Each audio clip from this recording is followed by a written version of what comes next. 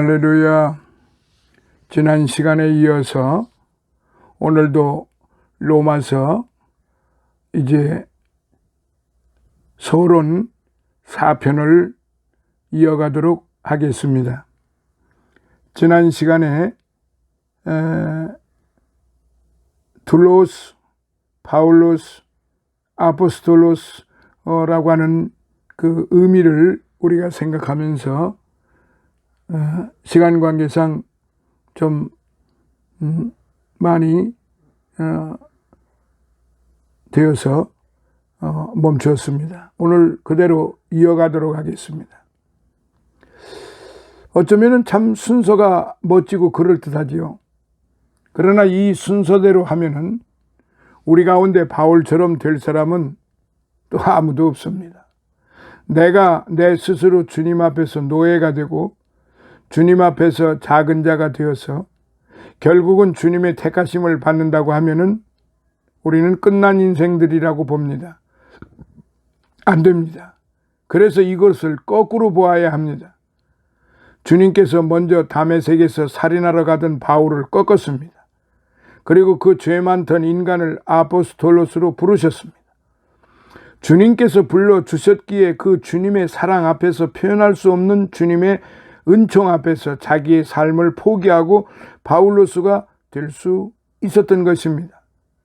내가 내 삶을 바울로스로 만들고 주님께 드리기 시작하니까 주님께서 놀라운 은총으로 채워주시는데 정말 감당할 길이 없는 것입니다.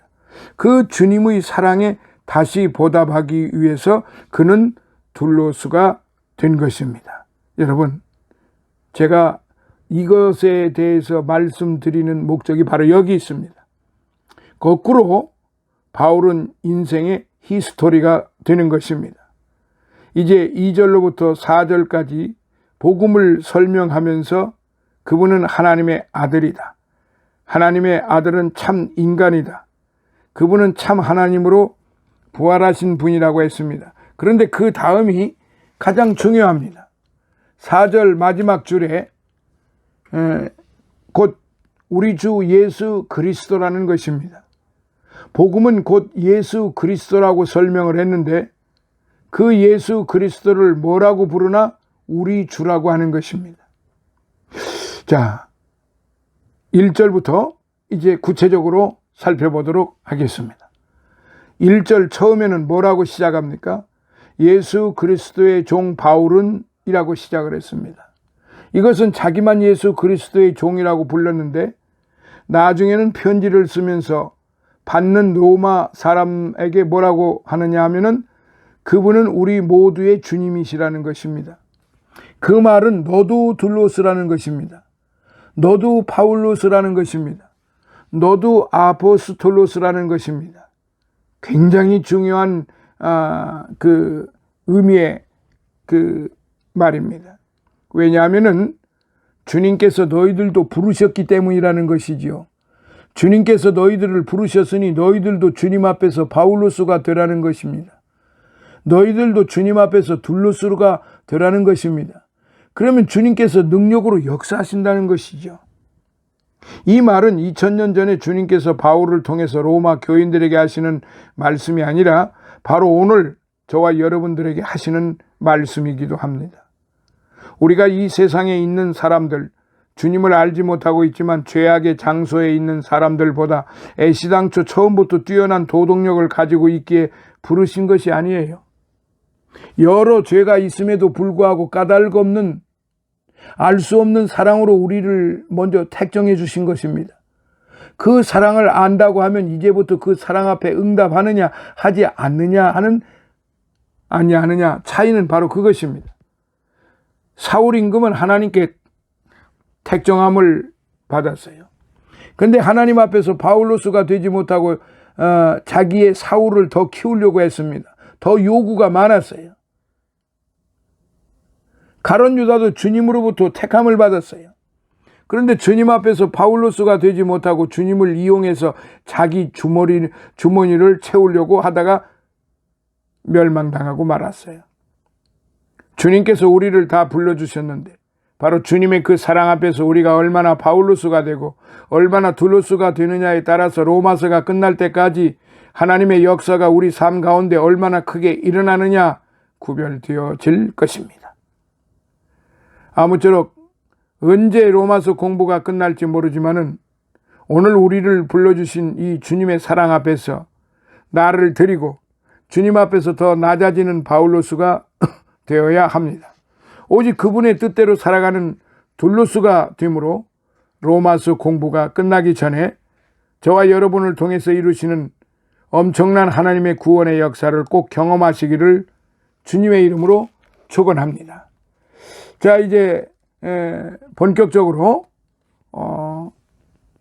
이 로마서에 대한 그 강의를 이제 본격적으로 이 4편부터 시작을 하도록 하겠습니다. 오늘은 로마서 1장 1절로부터 7절까지의 말씀을 이어가도록 하겠습니다. 그래서 몇 가지로 좀 나누어 보겠습니다. 첫째, 로마서는 어떻게 쓰여지게 되었나? 둘째, 로마 교회는 누가 세웠는가? 셋째, 로마서는 어디에서 쓰여졌는가? 넷째, 로마서의 구조가 어떻게 되었나? 로마서의 저자가 누구인가? 그래서 첫째, 예수 그리스도의 종이라고 소개합니다. 둘째, 그 다음은 자기 이름을 부릅니다. 셋째, 사도로 부르심을 받았다고 합니다. 자, 1절을 봅니다. 바울이 세 번째 전도 여행을 갔다가 고린도라는 도시에 잠깐 머물게 되었는데요. 그때가 마침 겨울이었어요. 그래서 겨울에 전도 여행 다니는 대신에 고린도에서 보내기로 작정을 한 것입니다. 고린도에 머물면서 바울은 뭔가 한 가지를 하기로 원했는데 그것이 로마 교회에 편지를 쓰는 것이었어요. 바울은 로마에 꼭 가고 싶었는데 이상하게 길이 자꾸 막혔습니다. 그래서 편지를 먼저 보내자 그런 생각을 하고 젊은 더디오라고 하는 비서를 불러서 구술을 했습니다. 바울의 나이가 50이 넘었기 때문에 요즘처럼 안경도 없었고 기력이 별로 안 좋아서 처음부터 불러주는 것을 더디오가 다 기록한 다음에 그 편지를 베베라고 하는 여집사의 손에 들려서 로마에 있는 교회에 보낸 것입니다. 그 놀라운 편지가 바로 지금 성경 중에 성경이라는 별칭을 가지고 있는 오늘 저와 여러분들이 공부하는 바로 이 로마서인 것입니다. 우리가 로마서의 첫 장 첫 절을 읽으면 매우 충격적인 얘기가 나옵니다. 나는 예수 그리스도의 종이라는 것이죠. 그것이 뭐 그리 대단한 말인가 그렇게 생각하실 수 있습니다. 그것은 모르는 생각입니다. 종이라는 말은 노예라는 말입니다. 앞서 앞편에서 제가 말씀을 드렸죠. 지금은 노예가 없으니 그 말이 잘 이해가 가지 않을 것이에요. 그 당시만 해도 로마 인구의 절반이라고 하는 6천만 명이 노예였다고 하는데 노예란 오늘날 공장의 기계와 같은 존재들이었습니다. 사람들이 아니었어요. 소모품이었어요. 사람의 모습을 하고 있었던, 좀 심하게 얘기하면은 사람의 모양을 갖추었던 로마인들이 쓰는 소모품에 불과했던 것입니다. 참 기가 막힌 이야기죠. 그러다가 부리다가 죽으면 내다 버리는 그런 사람이 아닌 생산 수단이었습니다. 그래서 노예와 당나귀하고는 똑같은데 노예는 말하는 당나귀요, 당나귀는 말 못하는 노예라고 말할 정도였으니까, 그러니까 사람 취급을 못 받은 거지요. 노예 시장에서 반나체로 있는 노예를 얼마요 하고 사서는 집에 데리고 갑니다. 그리고는 이미 뚫려져 있는 귀에 주인 이름을 새긴 귀고리를 매답니다. 그러면 그 순간부터 그 이름의 소유가 되는 것이죠. 자기 이름도 없어요. 자기 생각도 없어요. 자기 의지도 없어요. 자기 꿈도 없어요. 계획도 없어요. 상상조차도 할 수 없는, 말할 줄 아는 짐승일 뿐입니다. 그러니까 아무도 자기를 보고 나 노예요 하고 싶은 사람이 없습니다. 노예 신분이 그런 신분이에요. 죽지 못해서 사는 신분이 뭐 그리 자랑스럽겠냐. 그런데 당대의 석학이라고 할 수 있는 바울이, 로마의 시민권을 가지고 있던 그 바울이 당당하게 나는 두로스, 노예라고 자기를 소개한다는 것은 이건 상상을 초월하는 얘기예요. 그러니까 좀 더 안쪽으로 깊이 들어가 보면은 나는 짐승이라 이 말이에요. 사람이 아니라는 뜻이에요. 이 얼마나 기가 막힌 이야기입니까? 그럼 바울이 죽지 못해 마지 못해 그런 고백을 했습니까? 아니에요. 물론 여러분이 잘 아시는 대로 처음 예수님을 만날 때에는 마음에 없는 예수를 만났습니다. 미워 어쩔 줄 몰라 하면서도 돌멩이라도 있으면 던지고 싶어하는 증오감을 가지고 대적할 때 예수님을 만났습니다. 그러니까 예수님이 강압적으로 바울을 소유할 때 바울의 마음은 그렇게 하십시오 하고 동의한 일도 없고 감사합니다 할 마음도 없고 어찌 되다 보니 피치 못하게 그렇게 되어버리고 말았습니다. 바울은 처음 그렇게 예수를 믿었어요. 그러나 지금은 자기를 소개할 때 나는 죽지 못해 예수의 종이 되었다고 말하는 것이 아닙니다. 여기에는 굉장한 바울의 열정과 감격과 사랑이 들어 있습니다. 그러면 언제 그랬을까? 처음 예수님을 만났을 때 그런 감정이 들었을 것 같지는 않은데요. 그럼 언제일까요? 2절, 4절부터 보면은 약간의 감을 잡을 수가 있는 근거가 있어요. 2절을 보면 이 복음이라고 했는데 복음이 무엇입니까? 예수 그리스도에 관한 말씀을 말합니다. 이 복음은 하나님이 선지자들로 하여금 그의 아들에 관하여 성경에 미리 약속한 것이다. 바울이 확인한 하나님의 복음 예수 그리스도는 구약 성경에 기록된 모든 선지자들의 글을 통해서 하나하나 확인된 예수 그리스도다. 다메섹 도상에서 환상 중에 만난 예수 그리스도라기보다는 하나님의 말씀을 통해서 하나하나 확인된 예수 그리스도요 하나님의 아들이었습니다. 자, 3절에 이 아들로 말하면 육신으로는 다윗의 혈통에서 나셨고 역시 확인된 것입니다. 바울이 처음에는 진정으로 주님을 사랑해서 주여 처음에는 내가 주님에게 끌려갔지만 이제 내가 자진해서 주님께 나를 종으로 드립니다라는 태도로 고백하지 않았어요. 그러나 그러던 그가 구약 성경에서 메시아임을 확인한 후에 그런 고백이 가능했던 것입니다. 그는 다메섹에서 예수를 만난 후에 그 이튿날 선교사로 시작한 것이 아니에요. 먼저 구약 성경을 끼고 저 아라비아 광야에 들어가서 3년 동안 은둔 생활하면서 하나님의 말씀을 가지고 철저하게 연구하고 조사한 것입니다. 내가 다메섹 도상에서 환상 중에 만난 그분이 과연 하나님이 성경을 통해서 약속하신 메시아인가? 과연 인류에게 복음이 되시는 구원자인가? 내가 좀 알아야 하겠다는 것이죠. 그분이 정말 나를 위해 죽었느냐? 그분이 정말 살아나신 분이냐? 그분이 이사야가 말한 대로 이방인의 빛이냐? 알고 싶었다는 것이죠. 그래서 성경을 가지고 읽어가면서 공부를 했어요. 창세기 12장에 나오는 복의 근원이 바로 이분이라고 깨달았을 것입니다. 모리아 산에서 바쳐진 이삭이 바로 이분임을 깨달았을 거예요. 이사야서 11장 1절에 이새의 줄기에서 싹이 난다고 했는데 그 싹이 바로 이분이라는 것을 깨달았을 겁니다.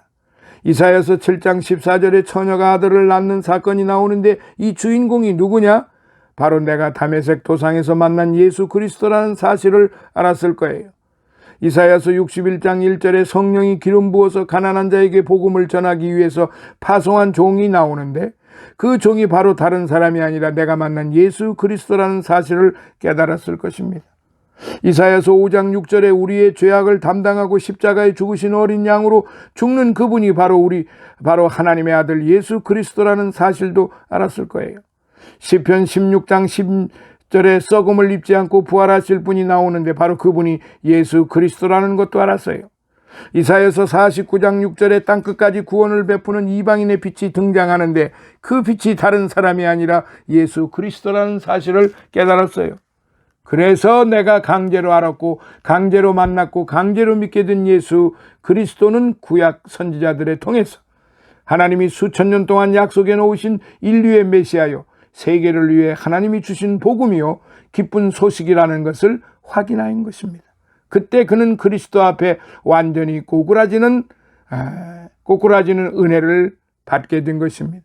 그래서 4절에 성결의 영으로는 죽은 자 가운데서 부활하여 능력으로 하나님의 아들로 인정되셨으니 곧 우리 주 예수 그리스도시니라 라고 했는데 여기서 인정되었다는 말이 좀 이상하잖아요. 그럼 부활하시기 전에는 하나님의 아들로 인정되지 아니하셨나? 아닙니다. 하나님의 아들로 확인되었다, 알려졌다는 말입니다. 예수님은 부활하기 전에도 하나님이십니다. 부활하고 나서 하나님 된 것이 아닙니다. 부활하기 전에도 하나님이셨습니다. 그런데 죽음을 이기고 성령의 능력으로 부활하신 다음에 비로소 그가 하나님이라는 사실을 공공연하게 온 세상에 선포되었다는 것입니다. 그전에는 예수님이 하나님의 아들이라는 것을 믿지 않았는데 부활의 사건을 통해서 비로소 사람들이 믿고 인정했다는 말이 됩니다. 바울이 구약 성경을 놓고 이 사실을 하나하나 확인하면서 그 마음속에 뜨거운 감격이 솟구쳐 올라왔던 것입니다. 바울이 얼마나 울었을까요? 내가 상상을 해보니까 성경을 앞에 놓고 특히 이사야 53장 3절 같은 말씀, 그가 찔림은 우리의 허물을 인하며 그가 상함은 우리의 죄악을 인함이라. 그가 징계를 받음으로 우리가 평화를 누리고 그가 채찍에 맞음으로 우리가 나음을 입었도다를 읽으면서 오 하나님, 정말 나 같은 놈을 위하여 죽으셨단 말입니까? 하며 얼마나 그가 성경을 부둥켜 안고 울었을까요? 죄와 사망의 권세를 이기고 부활하신 그분이 바로 예수 그리스도 메시아라는 사실을 알았을 때 얼마나 가슴이 벅차올라 소리를 질렀을까? 얼마나 울었을까요? 예수님을 향해서 침을 뱉고 돌멩이질을 하는 자기를 불러서 이 예수 그리스도를 세상에 전하는 직분을 맡기신 그 예수 그리스도 앞에서 그는 얼마나 감격해서 흐느껴 울었을까요? 제가 가만히 생각해 보니 바울의 심정을 충분히 이해하고도 남습니다. 저도 성경을 읽으면서 얼마나 많이 울었는지 모릅니다. 그래서 이제는 자진해서 예수 그리스도의 종으로 살기로 가슴속에 100번 1000번 다짐한 사람이 되어버렸던 것이죠. 그래서 예수 그리스도의 종 바울이라고 쓴 것입니다. 자기는 없어지고 예수님만 남았어요. 자기가 가는 길이 험악한 길임을 잘 압니다. 예수님이 그에게 다 보여주셨어요. 얼마나 매를 맞아야 하고 얼마나 감옥에 가야 하고 얼마나 모욕과 멸시를 당해야 하는지 주님이 다 보여주셨지만 주여 감사합니다, 가겠나이다, 그렇게 하면서 자신을 드려준 것입니다. 그는 고린도전서 4장 9절에 나오는 것 같이 천사와 사람들이 구경거리가 되어 인생을 살았습니다. 어떻게 저렇게 처량하게 인생을 사느냐고 많은 사람이 비웃고 조롱했지만 그는 기꺼이 그 길을 가기를 원했던 것입니다. 왜냐하면 그것이 예수 그리스도의 종로로다는 것인 줄을 알았기 때문입니다. 그래서 마지막에는 예수님에게 받은 사명, 곧 복음을 증거하는 일을 마치기 전까지 내 생명을 조금도 귀한 것으로 여기지 아니하겠다고 결단을 한 것입니다. 죽을 각오를 했어요. 나의 사랑하는 주님, 그 주인을 위해서라면 죽을 각오, 모욕당할 각오, 세상을 살면서 나 하나 깨끗이 포기할 각오가 되어 있었던 것입니다. 그 결심 가지고 그는 말한 것입니다. 나는 예수 그리스도의 종이다라고 말입니다. 그래서 우리가 이 한마디를 가볍게 여기고 넘어가면 결코 안 됩니다. 오늘 저와 여러분이 이렇게 말씀을 들으면 흥미가 별로 없을지 모릅니다. 그것은 바울이나 해당되는 말이지 나하고 무슨 상관이 있나? 선교사 같은 사람이나 결심을 하고 나갈 일이지 나 같은 평신도에게 이 말씀이 무슨 필요가 있겠어? 그렇게 생각할는지 모릅니다. 그러나 그 생각은 분명히 잘못입니다. 우리가 바울이 아니면 분명합니다. 사도도 아닙니다. 그런데 바울도 아니고 사도도 아니지만 그와 똑같은 것이 있습니다. 우리도 바울처럼 처음에는 믿기 싫을 때 믿었습니다. 저야 초등학교 때부터 믿었기에 그런 감정도 없었지만 대부분이 처음 예수 믿을 때 믿고 싶어 믿은 사람 별로 없어요. 할 수 없어 끌려가서 믿었습니다. 모두가 사울이 다메섹 도상에서 예수님 만난 것 같이 강제로 끌려와서 강제로 예수를 알게 되어 교회 다니게 되었지 처음부터 감동과 감격으로 다닌 사람 별로 없어요. 그러나 나중까지 그렇게 억지로 예수 믿고 사는 사람이 되어서는 안 됩니다. 요한복음 15장 16절에 예수님이 너희가 나를 택한 것이 아니라 내가 너희를 택하여 세웠다고 하시는 것처럼 처음에는 주님 편에서 일방적으로 나를 끌었지만 그 다음에 바울의 가슴 속에 일어났던 감격과 함께 그에게 변화가 있었던 것처럼 우리에게도 변화가 있어야 합니다. 우리는 바울도 아니고 사도도 아니지만 우리도 예수 그리스도의 종이라는 사실입니다. 아니, 강 목사, 어떻게 그것을 증명할 수 있나? 라고 말할 수 있겠지? 그러나 6절을 봅니다. 너희도 그들 중에 있어 예수 그리스도의 것으로 부르심을 입은 자니라고 했습니다. 너희가 누구입니까? 편지를 받는 수신자들입니다. 그러니까 로마 교회 교인들입니다. 우리와 똑같은 사람들이에요. 그러니까 중간의 것을 빼버리고 읽으면 너희도 예수 그리스도의 부르심을 입은 자라는 것이죠. 로마에 있는 성도 여러분, 여러분들도 나와 똑같이 예수 그리스도의 것으로 부르심을 입었다는 것을 기억하십시오. 바로 이 말이에요. 그러면 그리스도의 것이라는 말이 무엇인가? 소유를 말합니다. 예수 그리스도의 소유라는 말이에요. 그러면 소유가 되었으면 뭘까요? 노예입니다. 종입니다. 내 것은 다 없어지고 주님의 것으로 완전히 소속이 된 노예란 말입니다. 로마 교인들이 예수를 믿자 말자 예수님의 종이 되어버린 것처럼 오늘 우리도 예수님을 믿자 말자 내가 원하든 원하지 않든 나는 예수 그리스도의 소유, 종이 되어 둘로스가 되었습니다. 이거 하나만은 변함이 없어요. 오늘 저와 여러분의 가슴 속에 이것을 부정하면 여러분의 신앙은 엉터리입니다. 성경을 우리는 똑똑히 보아야 됩니다. 강 목사가 과격해서 이 말을 하는 거 아니에요. 적어도 우리가 예수 믿고 예수의 둘로스가 되었다는 사실을 받아들인다면, 그리고 내가 그분의 둘로스가 되었다는 영광스럽게 되었다는 것은 영광스럽게 생각하는 간격이 있다면은 우리는 세 가지를 완벽하게 부정해야 합니다. 누구든지 나를 따르려거든 자기를 부인하라고 하지 않았습니까? 아니다, 아니다, 아니다 3번 부인해야 합니다. 첫째는 나는 주인이 아니라는 것을 부정해야 합니다. 나 자신의 주인도 아니요, 내 생의 주인도 아닙니다. 내 소유의 주인도 아닙니다. 주인의식을 뽑아버려야 됩니다. 두 번째는 내 것은 아무것도 없습니다. 내가 무엇을 가지고 있든지 내 것이 아닙니다. 라는 부정을 할 줄 알아야 합니다. 세 번째는 그러므로 나는 마음대로 살 수 없다는 부정이 있어야 합니다. 내 마음대로 살면 안 된다는 것이 있어야 합니다. 왜? 둘로스니까, 노예니까, 주인이 원하는 대로 살아야 하니까. 이 세 가지 부정이 가슴 속에서 할 수 없어서가 아니라 앵무새처럼 짓거리는 것이 아니고 중심에서 뜨겁게 내 가슴에서 그런 고백이 나와야 비로소 바울처럼 예수 그리스도의 둘로스, 종이, 노예가 된다고 말할 수 있는 것입니다. 나는 주인이 아니다. 내 것은 아무것도 없다. 내 마음대로 살면 안 된다. 사랑하시는 성도 여러분, 여러분도 이런 고백을 통해서 예수 그리스도의 둘로스가 되시기를 축원합니다.